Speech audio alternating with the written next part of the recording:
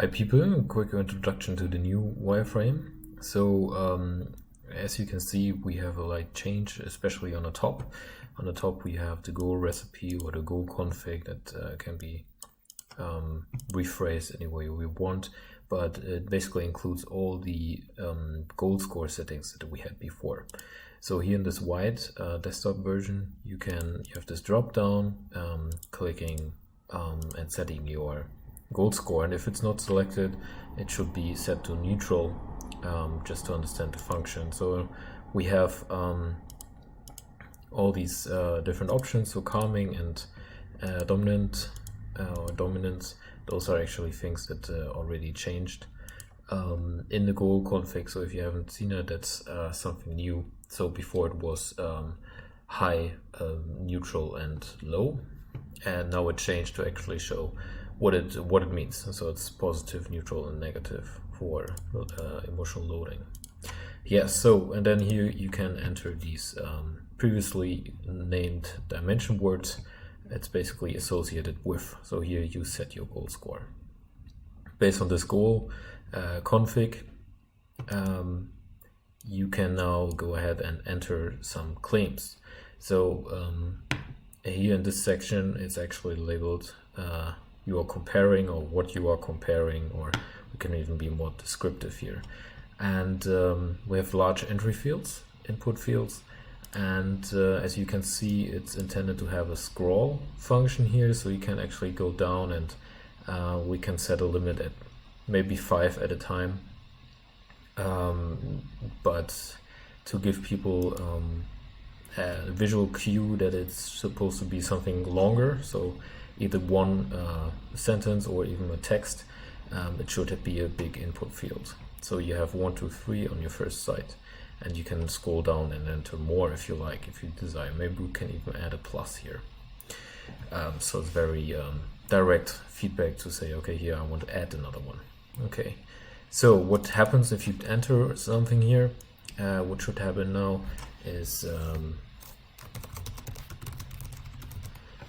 you enter something and then you can click on analyze, and it directly gives you the results. So if you only enter one, you don't get the comparison, you only get the goal score basically for one. And if you do 2, you obviously get it for 2, and so on and so forth.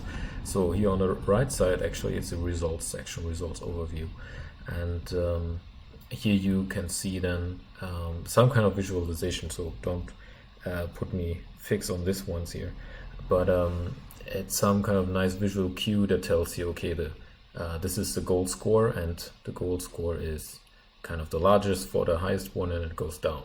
So either we have like a half circle as we do here, that kind of gets filled from 1 to 0, or from 0 to 1, meaning if you have like 0.8, it's almost fulfilled, and then if you're 0.5, and so on and so forth.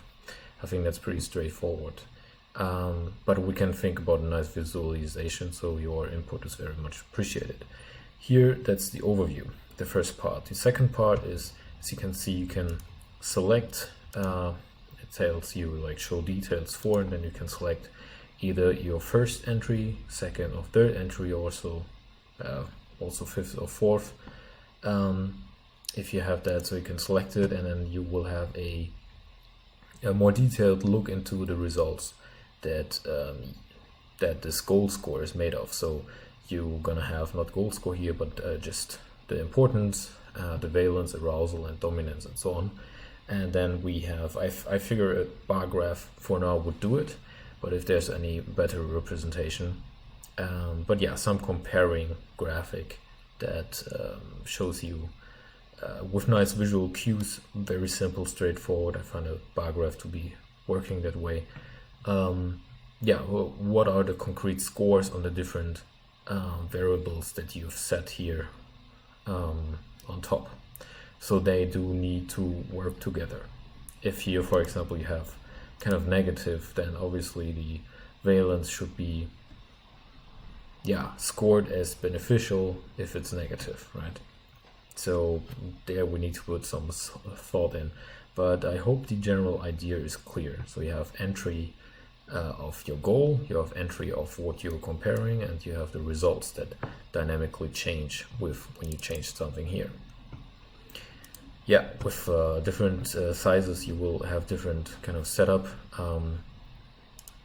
and you have here you have also the logical order from goal, what you're comparing, and then your output. Okay, so one thing I still want to mention, two things actually, is here is load or reset. So reset basically obviously returns everything to 0.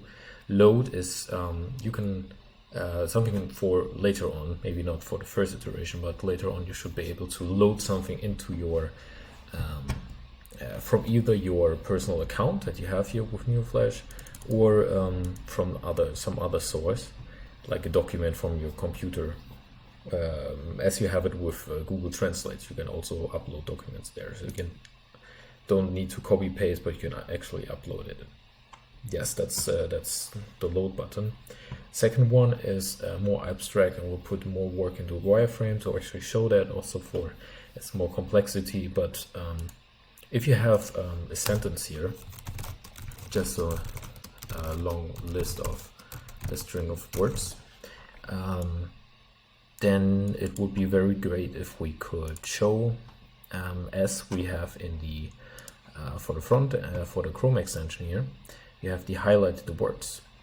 So it would be great to show highlighted words based on your goal score, and you can see which word in your in the text here actually leads to a higher or lower score. So red means negative, green means positive goal score, and that way you could actually connect it to our other tools. So if I would kind of right click or double click here on this word, if it would be highlighted, and say like explore or jump to Concept Flash, I would actually be jumping from, let's say we're here on our AB Flash, we would jump then to the Concept Flash, then actually put it in here, this word that we're looking at, and then we can explore why is it negative and so on.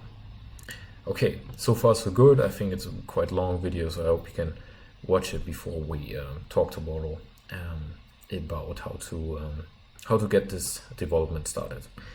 Yeah, thanks very much and have fun. Looking forward to your feedback.